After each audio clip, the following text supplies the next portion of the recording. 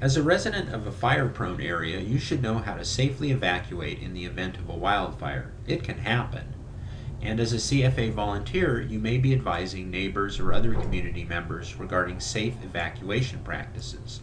This presentation will cover the basics of evacuation planning and preparation. We will only hit the highlights. See the suggested resources for more information.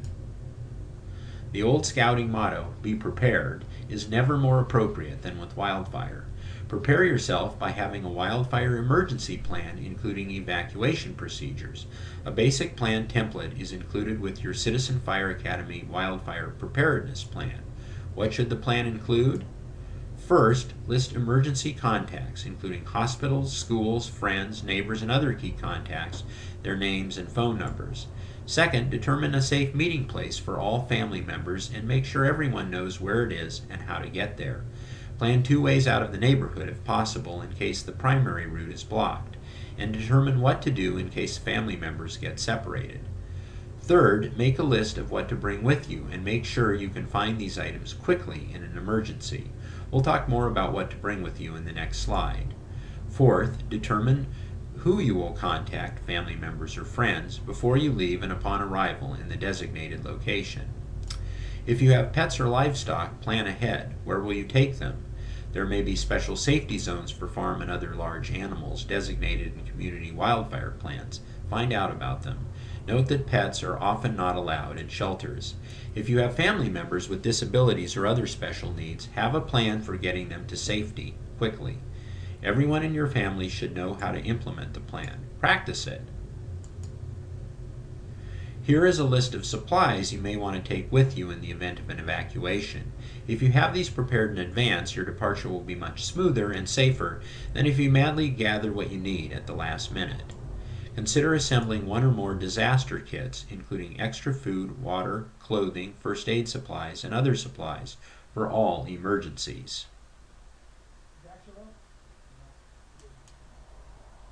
What should you do if there are reports of wildfires in your area and the threat appears imminent? Be ready to leave at a moment's notice. Monitor local TV and radio stations for updates. In some localities, county emergency management officials may use social media to update residents about the status of fires and evacuations. Some counties may also have automated emergency notification systems to send information to homeowners about emergencies. Park your car in the direction of escape. Confine pets to one room so that you can gather them quickly if you need to evacuate.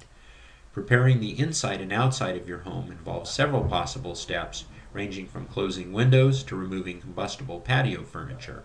More details on these steps are included in the reference materials. During a wildfire evacuation, it will likely be dark, smoky, windy, dry, and hot.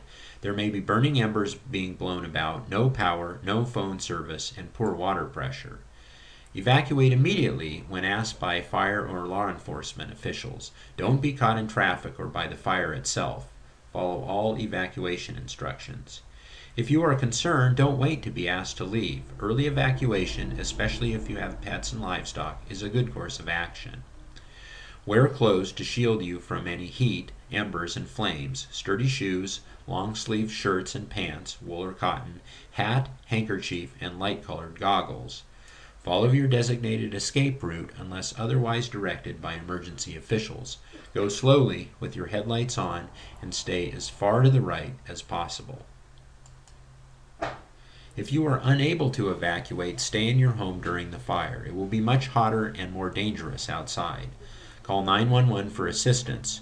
Turn on all exterior lights. Stay away from windows and move to an interior room or hallway. Fill tubs and sinks with water. Place wet rags under doors and other openings to prevent entry of embers and smoke. Don't attempt to leave until the fire is past. Once it's safe to go outside, check flower beds, roof, gutters, attic, and crawl spaces for spot fires or burning embers and extinguish them. Should your house be threatened by wildfire, you will normally be advised to leave by a fire or law enforcement official. However, homeowners have the legal right to stay on their property as long as their activities do not hinder firefighting efforts. Shelter in place is an approach where property owners stay in their ignition-resistant houses until the fire passes. This strategy has been used in Australia and in a few places in the U.S., and there is evidence that it can reduce losses of homes and lives to wildfire. It is controversial in the U.S., with some fire professionals advocating for more use of shelter in place and others emphasizing evacuation. For shelter in place to work, homes must be constructed of fire-resistant materials and must be very fire-resistant overall.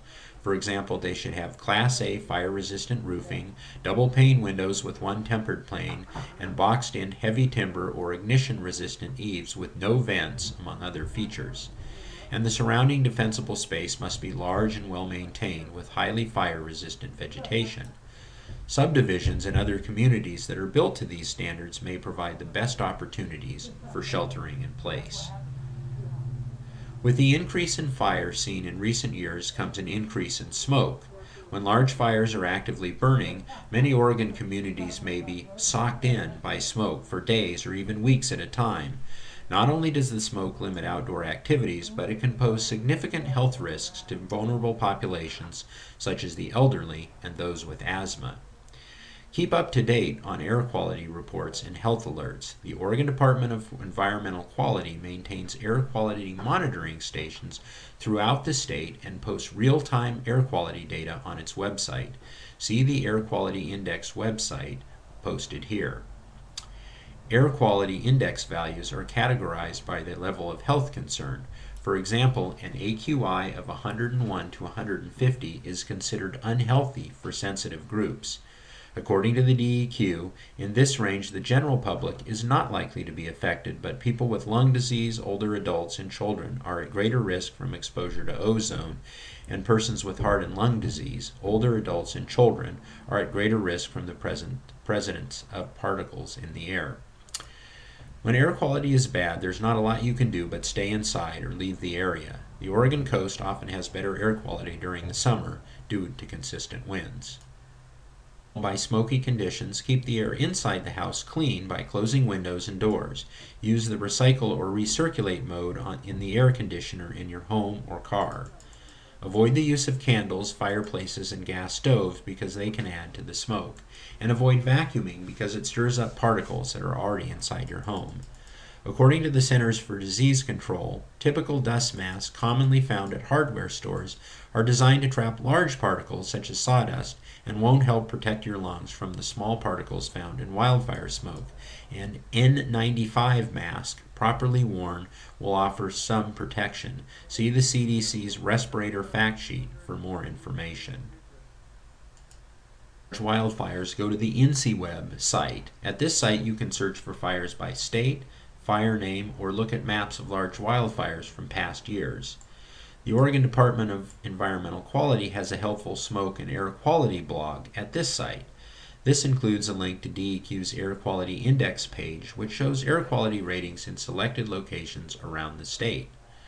Your local Oregon Department of Forestry may post frequent updates on local fires on its webpage or through social media, and may have a blog site devoted to regular updates.